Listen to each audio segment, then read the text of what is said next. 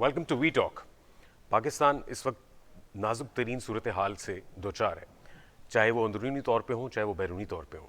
अगर हम बैरूनी हवाले से बात करें तो बॉर्डर्स पर जो हालात हैं और इस वक्त जो भारत की तरफ से एक धमकी आमेज़ रवैया अख्तियार किया हुआ है, और उसके साथ साथ अफ़गानिस्तान के हवाले से बात करें तो मगरबी बॉर्डर पर चमन बॉर्डर के करीब जो एक बग़ैर किसी इश्तियाल अंगेज़ी के एक हमला किया गया और जहाँ पे पाकिस्तानी शहरी अपनी जानों से गए और वो शहीद हुए। इसके साथ साथ अगर अंदरूनी तौर पे बात की जाए तो इस वक्त मुल्क में जो सियासी एक जोड़ तोड़ और एक गहमा गहमी की सूरत हाल है, उस हवाले से हम बात करेंगे। और हमारे साथ मौजूद हैं आज एक मेहमान तजियाकार, सीनियर तजियाकार हैं साबिर शाह साहब। Sir, welcome to the show. जी, थैंक यू। अच्छा सर, अभी जो पाकिस्तान की जो सूरत हाल के हवाले से जो हमारी इस वक्त जो एक गैर मुस्तहकम एक ऐसी स्ट्रेटजी या ऐसा एक सूरत हाल नज़र आती है जहाँ पे अंदरूनी और बैरूनी तौर पे पाकिस्तान को बहुत चैलेंजेस जो हैं वो दरपेश हैं। अगर हम बैरूनी हवाले से बात करें तो इस वक्त जो इंडिया के साथ एक ख़ासी एक ऐसी चपकलिश चल रही है जो कि बहुत अरसे से कायम है। और अभी जो हालिया तौर पे जो एक धमकी आमेज़ रवैया इख्तियार किया गया है भारत की तरफ से, और फिर हमारे वज़ीर ख़ारजा साहब की तरफ से जो कल एक उनका एक प्रेस कॉन्फ्रेंस उन्होंने न्यूयॉर्क में की और उन्होंने जवाब दिया और उन्होंने बड़ा एक वाज़ेह बयान दिया और उन्होंने कहा कि वज़ीर ख़ारजा भारत को कि उन्होंने कहा कि जिस तरह उसामा बिन लादेन जो है वो मर चुका है और उसके बाद जो गुजरात का कसाब है वो ज़िंदा है, बल्कि ना सिर्फ ज़िंदा है, वो भारत का वज़ीर आज़म है। सर, आप क्या समझते हैं जो बैरूनी तौर पे जो दरपेश मसाइल हैं, ये इस किस्म की जो बयानबाजी से वो किसी तौर पे कोई स्टेबिलिटी की तरफ जाते नज़र आते हैं आपको? देखिए 32 साल हो गए मुझे सहाफ़त करते हुए मेन स्ट्रीम मीडिया में। जी। और आज से 32 साल पहले जो खबरें हम इकोनॉमिक्स पे देते थे, आज भी अगर मैं चाहूँ तो बगैर एक लफ्ज़ बदले उन्हें छाप सकता हूँ और सिचुएशन वही है। जी। बैरूनी खतरात भी वही हैं, अंदरूनी भी वही हैं। जी। इसमें फ़र्क सिर्फ ये आया कि दहशतगर्दी 2001 के बाद जो शुरू हुई, वो एक नया फिनोमिना था। उससे पहले भी सेक्टेरियन लिंग्विस्टिक बुनियादों पे कत्ल हुआ करते थे। शिया सुन्नी आलिम बहुत सारे कत्ल हुए, बहुत सारे लोग जान से गए, लेकिन दहशतगर्दी एट लार्ज ये इसमें इजाफा हुआ। जी। आपकी जहाँ इकोनॉमिक सिचुएशन है तो हम को 50 दफा डिफॉल्ट के करीब आए। यहाँ बातें हैं कि हम मॉरेटोरियम सीख करेंगे, यानी हाथ उठा देंगे, हमारे पास पैसे नहीं। फिर कहीं ना कहीं से पैसे आते हैं। पहले हमारे पास बेचने के लिए, मैं सख्त अल्फाज इस्तेमाल कर रहा हूँ, न्यूक्लियर बॉम्ब था, दुनिया हमसे डरती थी। उसके बाद ग्वादर पोर्ट का इजाफा हुआ, दुनिया घबरा गई क्योंकि it is the deepest bomb water port in in the world. और चाइना का उसमें इंटरेस्ट ज़ाहिर है, अमेरिका को बहुत तकलीफ है, यूरोप को बहुत तकलीफ है। तीसरी इजाफा जो तालिबान का हुआ, दुनिया ये समझती है कि हमारा बहुत ज्यादा इन्फ्लुएंस है तालिबान पे। समझ नहीं आती किस किस्म का इन्फ्लुएंस है कि ये वही तालिबान है जिन्होंने यहाँ 80,000 से ज्यादा लोगों को मारा, जिसमें कानून नाफिज करने वाले अफसरान, आईजी, डीआईजी, जनरल, बहुत सारे लोग शहीद हुए, मासूमों की जाने गई। तो अब कहने का मकसद ये है कि ये तो मैंने आपको बता दिया, हालात वही हैं, लेकिन आज के दिन के तवज्जुह से स्पेशली देखिए सीखा क्या हमने। We not learning. Fall of Dhaka हुई 16 दिसंबर 1971 को। पता ये लगा कि अगर कोई मकबूल तरीन जमात इलेक्शन जीत जाए तो इक़्तिदार तो उसी को देना चाहिए, हमने नहीं दिया। जी। इधर तुम उधर हम, पता नहीं किस तरह के नारे आए भुट्टो साहब की तरफ से। और आर्मी का रोल भी आपके सामने है। हमूद रहमान कमीशन रिपोर्ट आज तक सामने नहीं आई, सरफेस नहीं हुई। वल्लाह आलम किसको सजा मिली, किसने किसको नहीं मिली। हालात तो ये हैं कि अगर भुट्टो साहब रिस्पॉन्सिबल थे तो उनकी फांसी के बाद उनकी बेटी 2 दफा इक़्तिदार में आई, आसिफ जरदारी सदर बने। ये बिलावल साहब इमेच्योरिटी का मुजाहरा कर रहे हैं हैसियत एक फॉरेन मिनिस्टर। इनके वालिद, जैसे मैंने पहले कहा, 5 साल सदर भी रहे और 25-30 साल से सिंध में भी हुक्मरान है। तो हम तो मुजरिमों को मेडल देते हैं यार, अगर कोई हो तो मुलजिम को, तो हमने किसको सजा दी, इसका मतलब हमने सीखा ही नहीं। दूसरा बात आ गई आर्मी पब्लिक स्कूल के जो बच्चे हैं, 140 के करीब शहीद हुए जी। 8 साल पहले। तो हमने क्या सीखा? हम तो उसके बाद तालिबान से मुज़ाकरात की बात कर रहे हैं। इमरान खान सर फहरिस्त हैं ये बातें करने में। तमाम जी। हुकूमतें शामिल हैं, तमाम इदारे शामिल हैं कानून नाफिज करने वाले, जो मुज़ाकरात करते आए हैं 2014 के बाद भी। तो क्या हम कातिलों से मुज़ाकरात करेंगे, क्या हम मुल्क दुश्मनों से मुज़ाकरात करेंगे? Where are we heading to? Don't we have the brains, you see? Sir बिल्कुल, Don't we आपने एक have बड़ी इंपॉर्टेंट बात की कि इस वक्त जो सूरत हाल है, हम आपने तालिबान का जिक्र किया, फिर आपने इमरान खान साहब की हिमायत का भी जिक्र किया। अभी गुज़िश्ता जो अभी चंद माह कबल भी जो सूरत हाल थी, उसमें भी ये सूरत हाल बड़ी वाज़ेह है कि पाकिस्तानी हुकाम जो हैं वो अफ़गान सरहद में तशरीफ़ ले गए और वहाँ पे जाके उन्होंने बाकायदा तालिबान की जो हुकूमत है उसको, मेरे ख्याल से सबसे पहले ममालिक में जो उसको तस्लीम किया उनमें पाकिस्तान सर फहरिस्त है। और जैसे कि आपने कहा कि माजी से तो कुछ भी नहीं सीखा। अभी जो हालिया सूरत हाल है जिसमें खान साहब ने एक वाज़े ऐलान करने की कोशिश की है कि जी कल, बल्कि अभी अब जब बात कर रहे हैं, फवाद चौधरी साहब की तरफ से एक जो अपडेट आई है, उन्होंने कहा है कि जी खान साहब की तरफ से गो हेड दे दिया गया है और कल जो है वो बाकायदा जो असम्बली हैं वो तहलील कर दी जाएंगी। अब आप अंदरूनी हालात जो हैं हमारी ये हैं, और जबकि हमने बैरूनी हालात पर बात की, आप क्या समझते हैं इस वक्त जो ये अंदरूनी मामलात हैं इनको किस कदर इम्पोर्टेंस दी जानी चाहिए, और इसके पेश नज़र पाकिस्तान के जो बैरूनी मसाइल हैं वो किस कदर मज़ीद जो हैं वो चैलेंजिंग होंगे पाकिस्तान के लिए? देखिए जी, बात ये है कि खैबर पख्तूनख्वा असेंबली तो इमरान खान के हाथ में ना, उसी को तोड़ देते।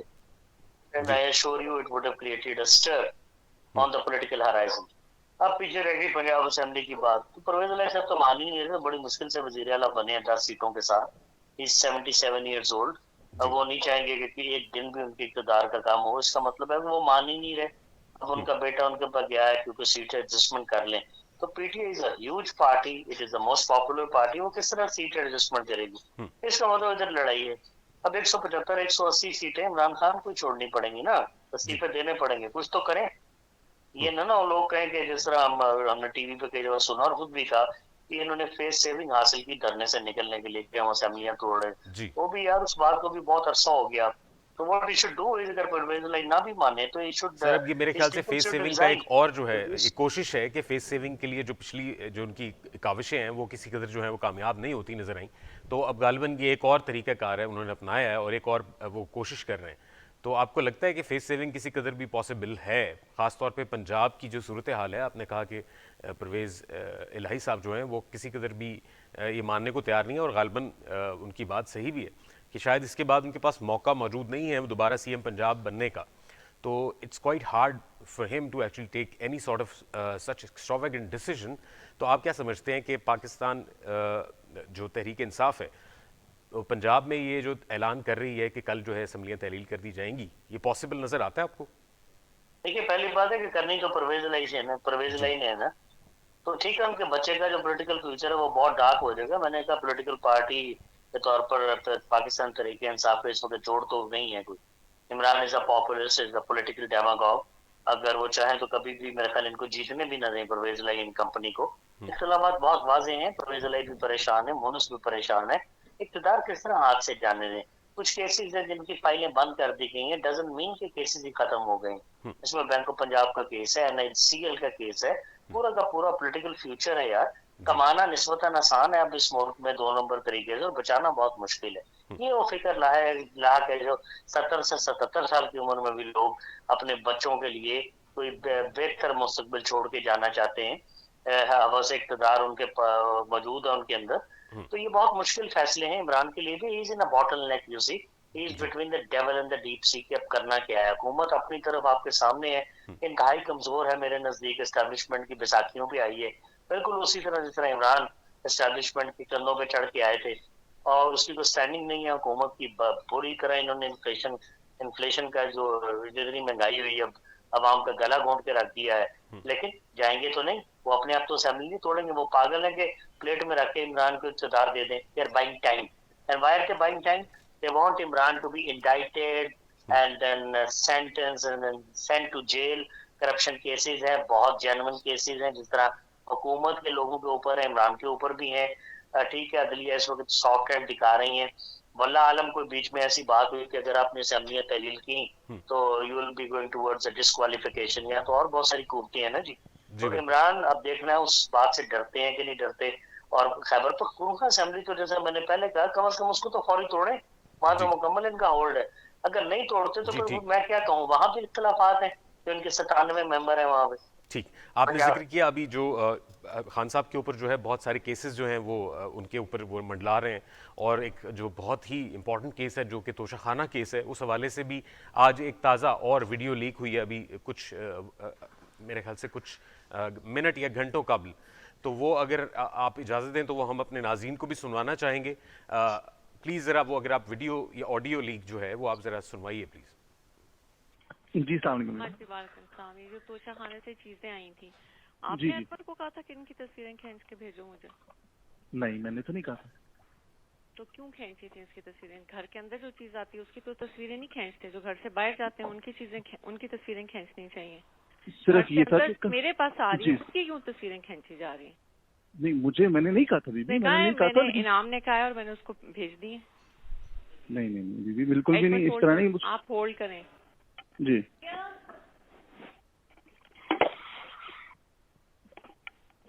आपने इनाम को भेज दी तस्वीरें? वो कह रहे हैं मुझे कहीं भेज दी। नहीं वो कह भेजी रहे है, हैं- लेकिन मैंने कहा नहीं, नहीं नहीं भेजी है, उसने लेकिन कहा था मैंने नहीं आपको कहा। तस्वीरें खींचने को इनाम ने। क्या क्या किसने कहा था तस्वीरें खींचने? किसने? क्यों? कौन? क्या सबूत? घर के अंदर आने वाली किसी चीज की तस्वीर नहीं खींचते, क्योंकि वो मेरे पास आ रही थी। घर से जो बाहर जाती हैं उनकी खींचनी चाहिए। घर के अंदर जो चीज आ रही है उसकी कौन तस्वीर खींचता है? किस चीज का प्रूफ?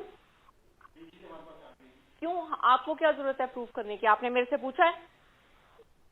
आपने मेरे से पूछा है? सॉरी जी का क्या मतलब? आप लोगों ने तमाशा बनाया है इस घर को। वो एमएस हम पे ट्रस्ट करके भेज रहे हैं, उसने तस्वीरें नहीं खींची। आप कौन होते हैं तस्वीरें खींचने वाले? और तुम्हें क्यों भेजी हैं इसने तस्वीरें? बीबी मुझे तो नहीं, मुझे तस्वीरें हैं कि ये चीज आई है तो हम अंदर दे रहे हैं। मैंने कहा ठीक है, बस आप बीबी को दे दें, वो जाने उनका काम। क्या तुम लोगों का तुक है? बीबी हम लोगों ने क्या करना है उस पर तस्वीरों को, नहीं, या मैं नहीं, क्या करना है? क्या करना है? जी। आज के बाद तुम अब अंदर नहीं आओगे घर के, समझ? जी। अभी हमने जो ऑडियो लीक हुई है ताज़ा तरीन, बुशरा बीबी के हवाले से कुछ वो किसी शख्स से बात करते हुए सुनाई दे रही हैं। इस हवाले से जो तोशाखाना केस के हवाले से सर हम बात कर रहे थे। अभी जो खान साहब के ऊपर जो सबसे इम्पॉर्टेंट जो सबसे अहम एक ऐसा केस जिसकी जो है बड़ी अहमियत है, और खान साहब भी खासे उसके हवाले से परेशान बज़ाहिर तो नहीं, लेकिन अंदरूनी तौर पे हम समझते हैं कि वो होंगे। तो आप क्या समझते हैं कि जो तोशाखाना केस है और उसके ऊपर जो अब तक जो डेवलपमेंट हो चुकी है सर, उस हवाले से खान साहब के ऊपर भी एक बड़ी इंपॉर्टेंट एक उनकी बड़ी तवज्जो मरकूज होगी। साथ ही जो इलेक्शन कमीशन के ऊपर जो उनकी इलेक्शन कमीशन के अंदर जो इस वक्त जो एक और समात जो है वो भी उस एक और केस की समात भी जो है वो उसका भी वो तय पे आ गई है। आप क्या समझते हैं कि खान साहब इस वक्त जो है उनकी जो सियासी जो प्रोजेक्शन है या उनकी जो प्रोग्रेस है वो किस कदर जो है वो उनके हक में, और पीटीआई के हवाले से भी उनका मुस्तकबिल क्या होगा?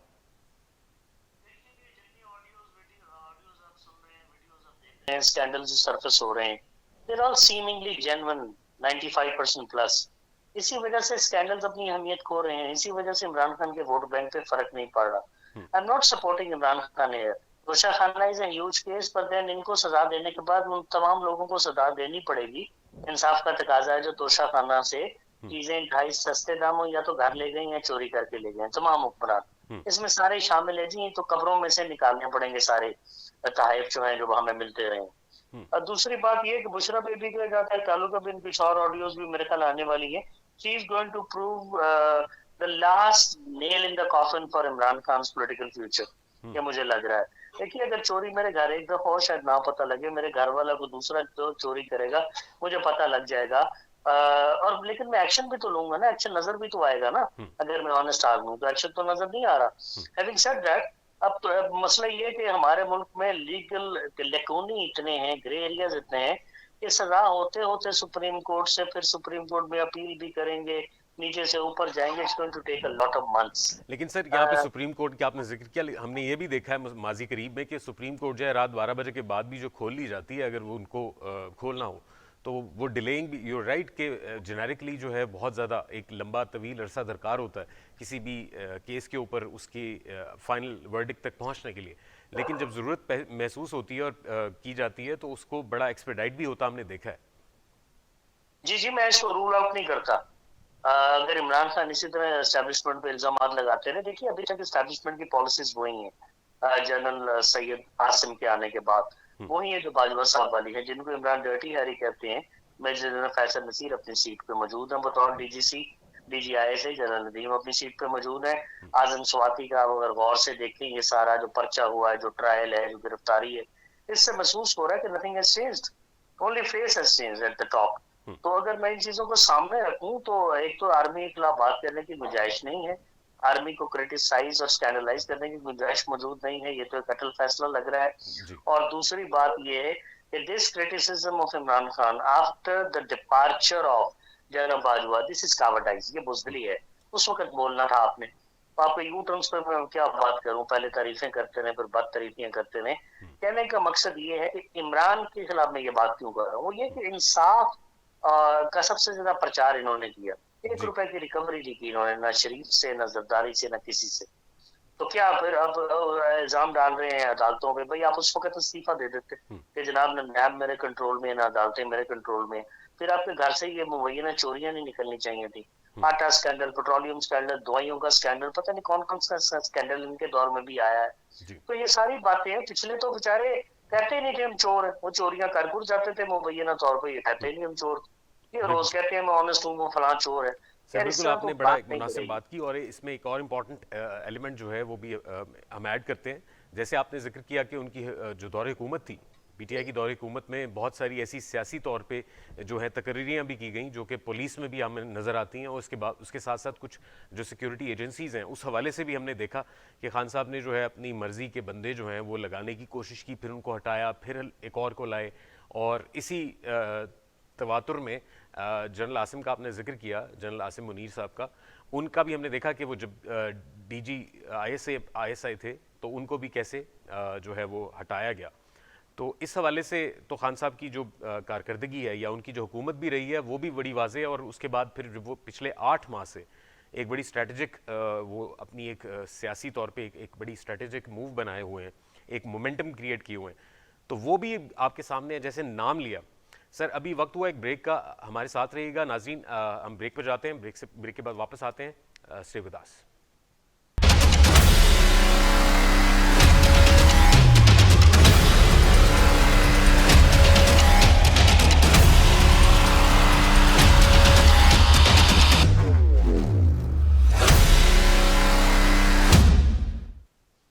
वेलकम बैक नाज़रीन। ब्रेक के बाद हमें ज्वाइन किया है शाहिद इकबाल भट्टी साहब ने। Sir welcome to the show. बहुत शुक्रिया, थैंक यू वेरी मच। हम ब्रेक से पहले बात कर रहे थे मुल्क को दरपेश मसाइल की जो अंदरूनी और बैरूनी दोनों हवाले से इस वक्त पाकिस्तान को दरपेश है।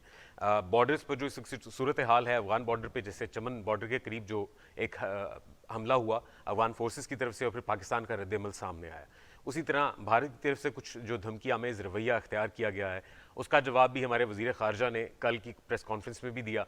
और वो ये कहते हुए पाए गए कि उन्होंने कहा, वज़ीर ख़ारजा भारत के वज़ीर ख़ारजा को मुखातिब करते हुए उन्होंने कहा कि जो अफ़गानिस्तान से मुतल्लिक़ उन्होंने बात की, उन्होंने कहा जी उसामा बिन लादेन मर चुका है और जो गुजरात का कसाब है वो ज़िंदा है, ना सिर्फ ज़िंदा बल्कि वो वज़ीर आज़म बना हुआ है भारत का। अब इस हवाले से ये एक ऐसी डेवलपमेंट है जब मुल्क को अंदरूनी तौर पे भी ऐसे सियासी मसाइल दरपेश हैं, जैसे अभी जिक्र किया हमने फवाद चौधरी साहब ने जो एक लेटेस्ट उनकी तरफ से एक बयान सामने आया कि खान साहब ने उनको ग्रीन सिग्नल दे दिया है कल का, यानी कि जो खान साहब ने अपने गुज़िश्ता वीडियो लिंक में एक ऐलान किया था कि मैं 17 दिसंबर को असम्बलियों की तहलील करने का ऐलान करूंगा, उन्होंने गालिबन वो आज ग्रीन सिग्नल दे दिया है फवाद चौधरी के बकौल। तो आप कैसे समराइज़ करते हैं सर इस वक्त जो सूरत हाल है अंदरूनी तौर पे भी और बैरूनी तौर पे भी, पाकिस्तान की जो सूरत हाल है काफ़ी नाजुक है, तो क्या इस वक्त ऐसी एक एक्स्ट्रावेगेंट जो हरकत है जैसे पीटीआई करना चाह रही है वो पाकिस्तान को किस कदर जो है और डिस्टेबलाइज करेगी? राहिल, आप देखें, आपके व्यूवर्स जो हैं या जो सामीन हैं सुन रहे होंगे या देख रहे होंगे, मैं उनको सलाम पेश करता हूं और मैं आपको भी सलाम पेश करता हूं कि आप एक कन्वेंशनल एंकर नहीं है, आप एक मॉडरेट और एक इनोवेटिव किस्म के एंकर बनते जा रहे हैं। और वो दिन दूर नहीं होगा जब मैं समझता हूँ कि बड़े बड़े जो पिलर्स हैं ना एंकर्स के और बहुत बड़े नाम हैं, आप उनके से हटके इंशाल्लाह आप कामयाब होंगे, क्योंकि जो जो sir points thank you so आप मच फॉर योर कॉम्प्लीमेंट्स। मैं आप ज़रूर हम इस पे बात करेंगे आप, लेकिन वो अपनी पर्सनल डिस्कशन में कर लेंगे। सर वो सवाल की तरफ वापस आते हैं प्लीज़। ये सब्जेक्ट जो आप सवाल करते हैं ना, जी जी ये वो सवाल होते हैं जो आम प्रोग्राम्स में नहीं किए जाते, और यही हाई ग्रेविटी क्वेश्चंस होते हैं जिनको हम उर्फे आम में $1 मिलियन क्वेश्चन कहते हैं, कि सारा दिन पॉलिटिकल बातें होती रहती हैं। हम ये नहीं देख रहे कि हमारे इंटरनल और एक्सटर्नल जो हमारे थ्रेट्स हैं और जो हमारे एजेंसीज को भी थ्रेट्स हैं, उनको भी पता चल रहा होता है, और ये मुल्क जो है वो किस नहज पे जा रहा है। और हमें सिर्फ यही लगा हुआ है कि यार मुझे 10 करोड़ रुपए चाहिए, मैंने एमपीए बनना है, मुझे 25 करोड़ रुपए चाहिए, मैंने एमएनए बनना है, मैंने इस गवर्नमेंट को हटा के अपनी गवर्नमेंट लाना है। कभी मैं जूते पॉलिश करने की बातें करता हूँ, कभी मैं हाथ जोड़ के एजेंसियों को, और कभी अदलिया को, खान साहब। मैं ये कह रहा हूँ कि जो अभी वाकया हुआ था चमन में, जी आपको याद होगा कि अफगानिस्तान में अभी तक वो पूरी दुनिया ने उसको एक्सेप्ट नहीं किया, उसकी गवर्नमेंट को, और हमें जितना ईस्ट और वेस्ट दोनों से थ्रेट है, शायद उतनी ही थ्रेट हमें इंटरनल पॉलिटिकल थ्रेट भी चल रही है। सर अनफॉर्चुनेटली लेकिन पाकिस्तान मेरे ख्याल से सर फहरिस्त है उन ममालिक में जिन्होंने अफगानिस्तान की हुकूमत को तस्लीम किया, और हम उसके कॉन्सिक्वेंसेस भुगत रहे हैं। देखिए, मैं अभी तक मैं आपको एक चीज बता दूं, जो मैं कोई फॉरेन अफेयर्स का एक्सपर्ट तो नहीं हूं, लेकिन बीइंग जर्नलिस्ट मैं आपको ये कह दूं कि officially documented we never accepted Afghanistan. जी we are support Afghanistan government, but we never accepted that one. उसकी रीजन ये है कि हमने ये कहा था कि हमारे जो चाइना और जो हमारा अपना एक खिता है, जब तक वो उसको अनाउंस नहीं करेंगे इसकी गवर्नमेंट को, हम भी उसको एक्सेप्ट नहीं करेंगे। हाँ, हमने डिनाइल नहीं दिया कि हम तालिबान की गवर्नमेंट को एक्सेप्ट नहीं करते। सर नई यानी तमन्नाओं का इजहार हुआ हमारे जो वज़रा हैं उनकी तरफ से भी, और हमारी सिक्योरिटी फोर्सेस के जो लीडरान हैं, जो सरबराहान हैं, उनकी तरफ से भी। हाँ जी, बिल्कुल। तो जो जहां तक आपने कहा कि जो मोदी साहब को उसने बुच्चर का लफ्ज का खिताब दिया, तो आपको याद होगा कि बिलावल भुट्टो क्योंकि पीडीएम का हिस्सा है और second largest party of the PDM है। पाकिस्तान में महंगाई बहुत है, जी पॉलिटिकल अनसर्टन बहुत है पाकिस्तान, और इस वक्त हाईली इन्फ्लेशन पीक को टच कर रही है। गवर्नमेंट के पास हमारी आवाम को देने के लिए कुछ ऐसी चीजें नहीं है कि जिससे इनके वोटर्स और इनके जो सपोर्टर्स हैं वो मोटिवेट हो सके। तो इसलिए बड़ा अग्रेसिव स्टांस रखना, अपने नाना की तरह, अपनी माँ की तरह, कि मैं लफ्जों का चुनाव वो रखूं। अब आप देखें ना, पॉलिटिकली आपने स्कोरिंग करने के लिए या अपनी गेन करने के लिए हमारे पास इंटरनेशनल मार्केट में या इनरवानी खर हो या बिलावल भुट्टो हो। इनरवानी खर के पास काफी ज्यादा तजुर्बा है, वो एक नाइस लेडी है और वो एक्सपर्ट है फॉरेन अफेयर्स में, लेकिन बिलावल भुट्टो को अपनी फैमिली का बहुत बड़ा एज है, जिसकी वजह से उन्होंने इतनी हार्श लैंग्वेज यूज करके और वो बदला ले लिया। क्योंकि देखिए उसकी रीजन ये बनती है कि पिछले 2-4 रोज पहले राणा सलाउद्दीन साहब ने एक प्रेस कॉन्फ्रेंस की है, जिसमें हमें पता चला कि लाहौर में जो जॉर्ज टाउन में अटैक्स हुए थे उसमें राज शामिल है। तो इस चीजों को अगर हम हाईलाइट नहीं करेंगे तो मुझे ये बताएं कि ये बयानी इनका कहां से बनेगा? आखिर इन्होंने भी तो वोटिंग पे जाना ही है ना। तो ये एक तो इंटरनेशनली इंडिया को बैकफुट पे देखें। पाकिस्तान में इलेक्शन लड़ने के लिए आपके पास 2 टूल हैं, या आप अमेरिका को गालियां दें या एंटी एस्टेब्लिशमेंट का स्टांस लें, और अमेरिका के जो अलाइज हैं उनमें भारत भी शामिल है। इसमें एक इम्पॉर्टेंट चीज़ है, आपने जैसे जिक्र किया कि क्योंकि जाहिर है तमाम पार्टीज को इस वक्त जाना है इलेक्शन की तरफ, और आपने जिक्र किया कि ये 2-3 ऐसे एलिमेंट्स होते हैं जिनको हाईलाइट किया जाता है खुसूसी तौर पे इलेक्शन से चंद माह कबल या प्री इलेक्शन, और आपने बिलावल भुट्टो साहब की भी बात की।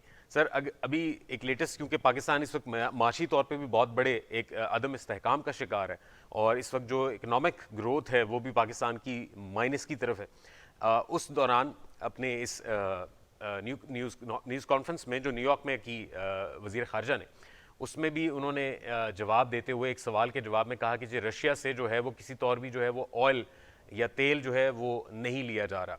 आज उसके बरक्स जो हमारे वज़ीर हैं पाकिस्तान में वज़ीर मुमलिकत बराए पेट्रोलियम मुसद्दिक मलिक साहब की भी एक प्रेस कॉन्फ्रेंस सामने आई, जिसमें उन्होंने कहा कि जी रशिया से जो है वो तेल सस्ते दामों यानी कि डिस्काउंटेड रेट्स पे पाकिस्तान को मिलेगा।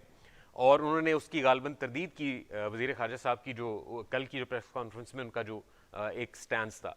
अभी आपस में भी इनके जो क्लैशेज़ हैं या उनकी जो डिफरेंस ऑफ ओपिनियन है जो सियासी तौर पे भी नज़र आती है, तो मुल्क के अंदरूनी मसाइल हों चाहे बैरूनी मसाइल हों, चाहे वो माशी मसाइल हों, चाहे वो सियासी मसाइल हों, सर ये एक ऐसी डिफरेंस ऑफ ओपिनियन, एक ऐसा डिवाइड क्रिएट हो चुका है। आप क्या समझते हैं इस डिवाइड को, how can we overcome this divide?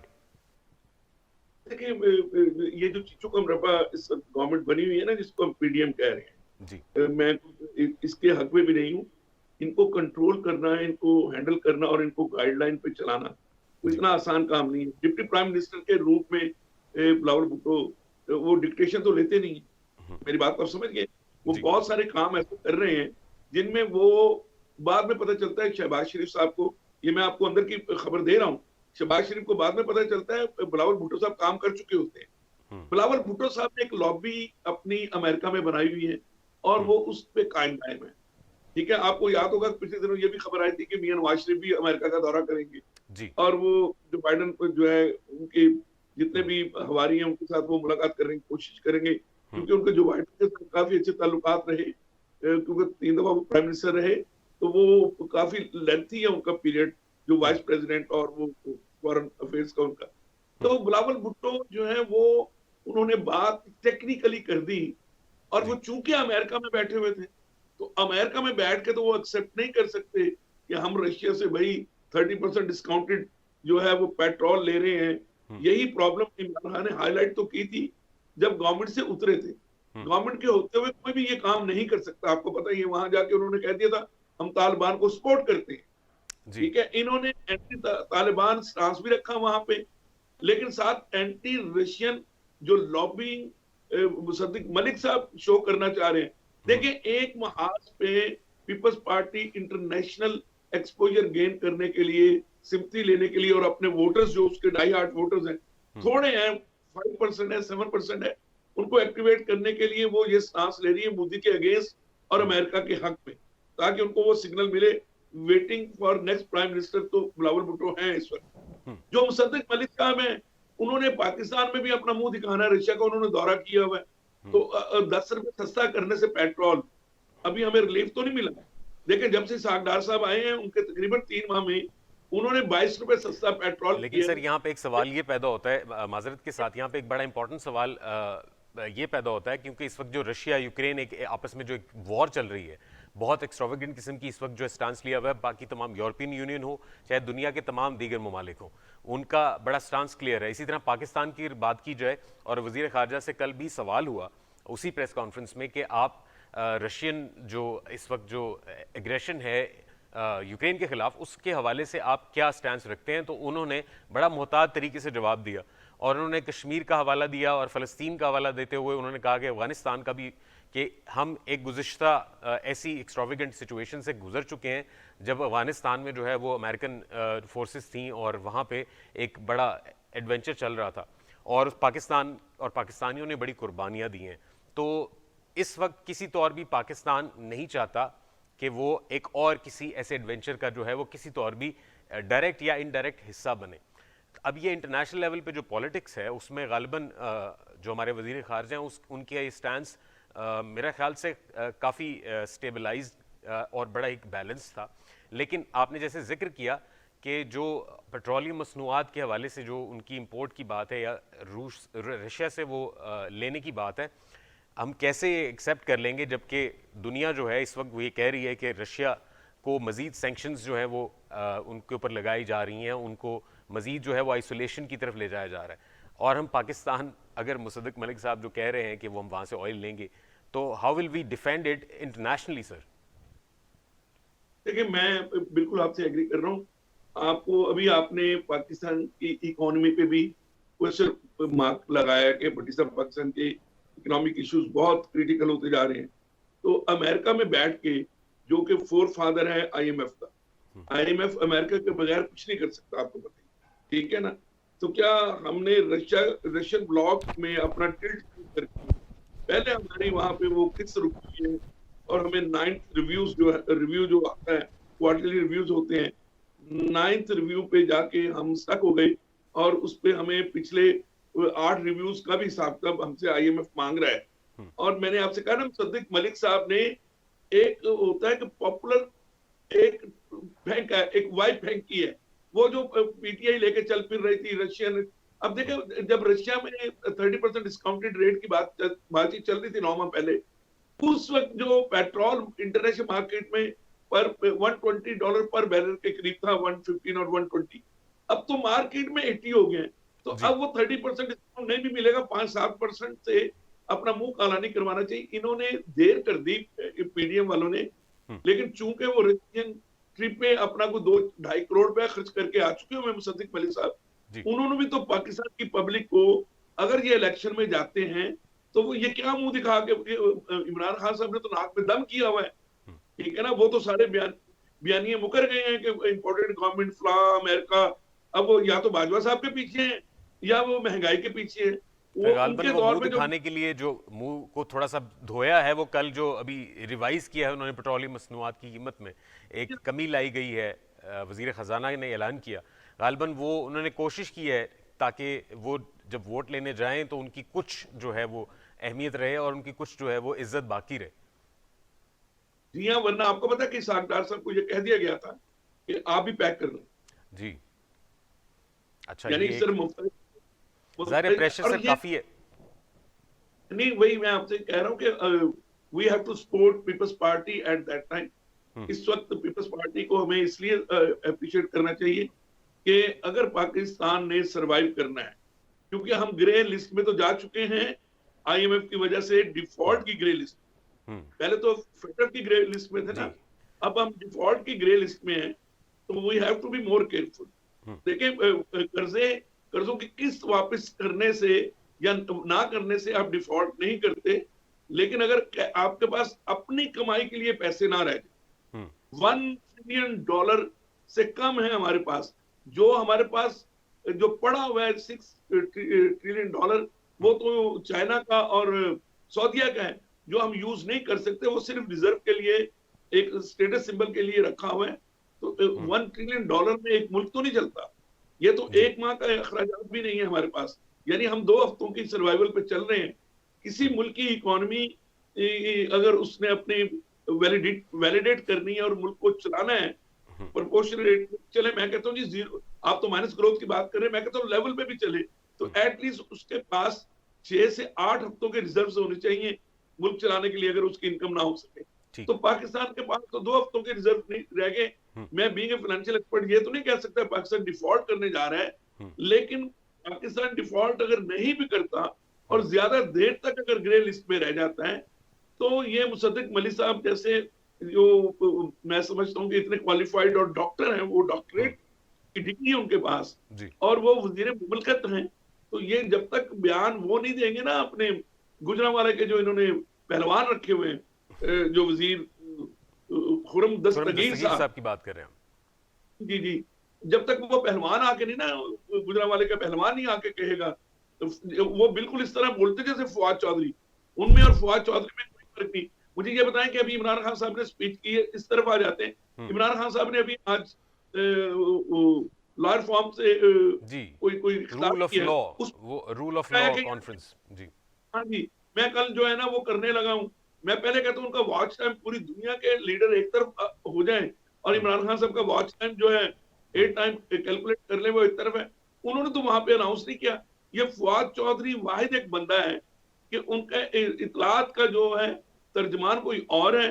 Fawad Chaudhary साहब वो अंधों में काना राजा बने हुए हैं और फिर वो क्रिटिसाइज भी होते हैं। आपको पता है, आप मेरे ट्वीट देख लें कि मैं खुद भी ट्वीट्स कर रहा हूँ कि फवाद चौधरी साहब की हालत जो है वो बिल्कुल ऐसी है जैसे मुस्तफा खोकर साहब की हालत होगी हुई आजकल, ठीक है ना। अच्छा सर, अभी आपने एक जिक्र किया प्रोग्राम हमारे जो आखिरी मराहिल में बहुत थोड़ा वक्त रह गया, एक सवाल में बड़ा इंपॉर्टेंट रह गया।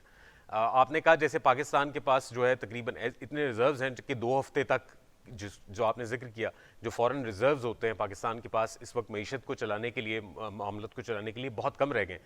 अब ऐसी सूरत हाल में जब इलेक्शंस की हम बात करते हैं तो वो कैसे पॉसिबल लगते हैं आपको, क्योंकि बड़ा खर्चा आता है। Election is not the solution for the Pakistan economy. मैं आपको फ्रैंकली बता दूं, ठीक है ना। और इलेक्शन उसका हल नहीं है कि इमरान खान क्या कल ही इमरान खान प्राइम मिनिस्टर बन के हम मुल्क को संभालेंगे। मैं आपको याद होगा रहील हमने लास्ट प्रोग्राम में भी कहा था, मैं पिछले 1 माह से कह रहा हूं। जी जी। और मेरे इस टास्क को आपके पहली दफा चैनल पे मैंने आप ही के प्रोग्राम में बीइंग ए फाइनेंशियल एक्सपर्ट और सीनियर एनालिस्ट ये कहा था, मैं बहुत छोटा सा आदमी हूँ लेकिन मेरी आवाज भी ऊपर तक जा चुकी है कि पाकिस्तान में चार्टर ऑफ पाकिस्तान जब तक इल्जामात से हटके चार्टर ऑफ पाकिस्तान नहीं होगा। और चार्टर ऑफ पाकिस्तान का मतलब ये नहीं कि हम नया आइन बनाए, सारी पॉलिटिकल पार्टीज बैठ के चार्टर ऑफ पाकिस्तान बनाए जिसमें 10 साल का रोड मैप, जिसको ये कह रहे हैं, मैं उसको गाइडलाइन का लफ्ज बोल रहा हूँ। रोड मैप जैसे किसी सड़क कोई मोटरवे बन रही है तो the proper word is about guideline. एक गाइडलाइन बनाए, आइन तो अपनी जगह पे मौजूद है, तो वो 10 साल की जो गाइडलाइन होगी उसको उसकी कस्टोडियन जो है वो सुप्रीम कोर्ट ऑफ पाकिस्तान हो, ना कि हमारी अफवाज पाकिस्तान हो। बट साहब थैंक यू सो मच। हमारे प्रोग्राम का वक्त अनफॉर्चुनेटली ख़त्म हो गया है। हम अगले प्रोग्राम तक के लिए नाज़रीन, हमें इस वक्त हम जो बात कर रहे थे मुल्क के अंदरूनी और बैरूनी मसाइल, और इस वक्त जो सूरत हाल है वो चैलेंजिंग और मज़ीद चैलेंजिंग होती जा रही है, चाहे वो आप मुल्क की सियासत की बात करें, मईशत की बात करें, या मुल्क को दरपेश जो बॉर्डर पे जो ऐसे हमारे जो दोनों तरफ इस वक्त जो सिचुएशन है उस हवाले से भी सिक्योरिटी के मसाइल हों। कोशिश करेंगे कि हम ये वाक़यात और ये मामला जो है वो मज़ीद डिस्कस करें। अगले प्रोग्राम तक के लिए मुझे इजाज़त दीजिए। अल्लाह हाफ़िज़।